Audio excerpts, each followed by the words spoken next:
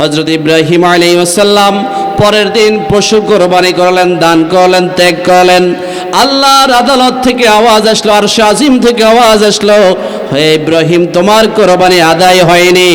এভাবে একদিন, 2 দিন, 3 দিনের পরে হযরত ইব্রাহিম বুঝতে দেরি হলো না, আমার প্রিয়, আমার কলেজার সন্তান ইসমাইল ছাড়া আর কেউ প্রিয় হতে পারে না। আমার আল্লাহ রাব্বুল আলামিন মনে হয় যেন আমার ইসমাইলের কোরবানি হলে খুশি হবেন। তিনি হযরত ইসমাইল আলাইহিস সালামকে কোরবানি দেওয়ার জন্য প্রস্তুতি নিলেন। হযরত ইব্রাহিম আলাইহিস সালামকে কোরবানি দেওয়ার জন্য যখন শোয়ালেন, পৃথিবীর ইতিহাসে কঠিন বেদনাদায়ক এরকম কঠিন বিষয় আর হতে পারে না, বাবা হয়ে সন্তানের গলায় ছুরি বসাবে। কিন্তু অর্ডার হলো আল্লাহর খুশির জন্য কোরবানি করতে হবে, তুমি তোমার প্রিয় বস্তু।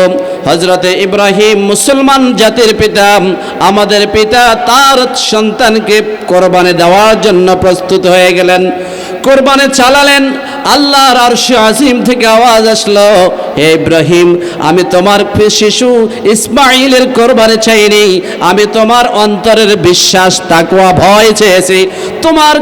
আমার দরবারে তোমার কোরবানি কবুল হয়ে গিয়েছে।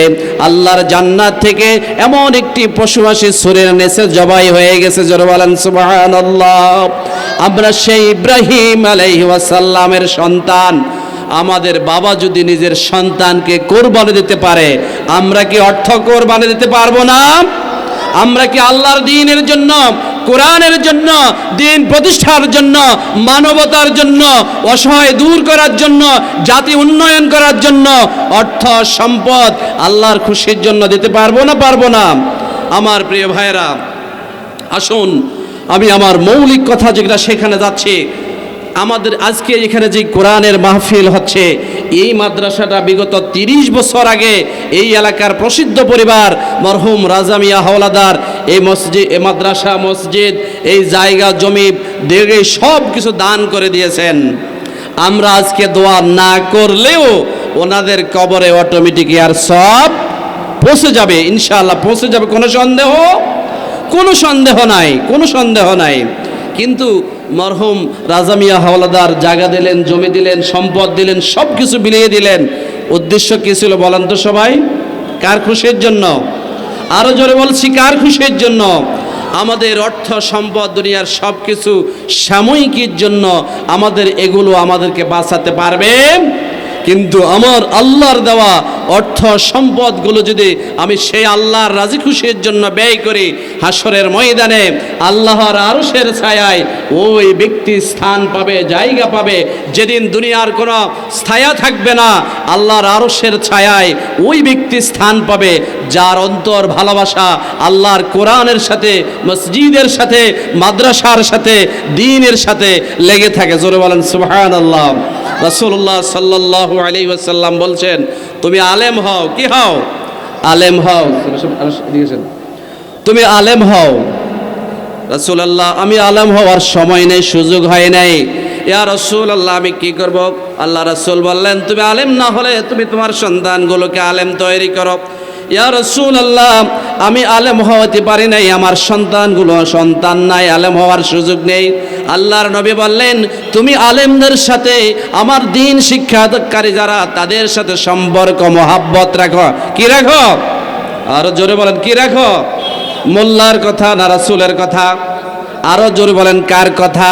আল উলামা ওয়ারাসাতুল আম্বিয়া। রাসূল বললেন, আলেম উলামা হলো নবীগণের, রাসূলগণের উত্তরসূরি। জোরে বলেন সুবহানাল্লাহ। যদিও বর্তমানে নিকৃষ্ট মানুষ আপনাদের কাছে মনে হয় আলেম ওলামারা, ঠিক না? ঠিক। চায়ের দোকানগুলো এখন সংসদ ভবন কি হয়ে গেছে? শুধু সমালোচনা একটাই চলে, কার? শুধু আলেমদের সমালোচনা, আর কারো খবর। কি নামাজ পড়ুম, নিজের চিন্তা তো করি না। আমাদের মসজিদের ইমাম সাহেব বললে কি জবাব দিব, ওই চিন্তায় মগর, নামাজ কালাম কিছুই। এরকম মানুষ আমাদের এই এলাকা নাই, হাতিয়া, নোয়াখালী ওইদিকে আছে, এদিকে না ইনশাআল্লাহ। কি বলেন আপনারা? প্রিয় ভাইয়েরা, আলেম হই, আলেম ওলামাদের সাথে সম্পর্ক রাখি, দ্বীনের সাথে সম্পর্ক রাখি, এটাই হলো আমার আসল পুঁজি, এটাই আমার পরকালের মাধ্যম। রাসূলুল্লাহ সাল্লাল্লাহু আলাইহি ওয়াসাল্লাম বললেন, তুমি আলেমদেরকে ভালোবাসো। কোরআন ওই ব্যক্তি সর্বোত্তম, খৈরুকুম মাউতা আল্লামাল কোরআন ওয়া আল্লামা, তোমাদের মধ্যে ওই ব্যক্তি সর্বোত্তম যিনি কোরআনে কারীম শিক্ষা করে এবং শিক্ষা। এখানে কিসের কারখানা বলেন তো সবাই? বলেন, জোরে বলেন, কিসের কারখানা? কোরআনের কারখানা। কোনো সন্দেহ নাই, এটা কোরআনের মাজলিস, কোরআনের কারখানা। এখানে প্রায় 600-700 ছেলেমেয়েরা আল্লাহর কোরআন শিখে দেশ বিদেশে, দেশের প্রত্যেকটি অঞ্চলে এই মাদ্রাসার ছাত্ররা কোরআনের হাফেজ, আলেম হয়ে, ইমাম হয়ে, বক্তা হয়ে ইসলাম প্রচার করছে, দ্বীন প্রচার করছে। আসুন আমরাও সেই কোরআনের সাথে লেগে থাকি। কোরআনের ফ্যাক্টরির জন্য, এই মাদ্রাসা ভবনের জন্য ভবন দরকার, প্রতিষ্ঠানের অসংখ্য কিছুই, ঘরগুলো নাই। আমরা কিছু করণীয় আছে না নাই? আরো জোরে বলেন, করণীয় আছে না নাই? আমার শুরুতেই বলবো যে হযরত ইব্রাহিম আলাইহিস সালাম তিনি তার সন্তানকে কোরবানি দিলেন। কি কোরবানি দিলেন? সন্তানকে কোরবানি দিলেন। কার খুশির জন্য? আমি কারো সন্তান চাইব না। আল্লাহ রাব্বুল আলামিন আমাদেরকে যে সম্পদ দিয়েছেন, সেই সম্পদ থেকে আসুন কারা কারা শুরুতেই এই মাদ্রাসার জন্য এমন কোন ব্যক্তি আছে, আমি বেশি চাইব না, 50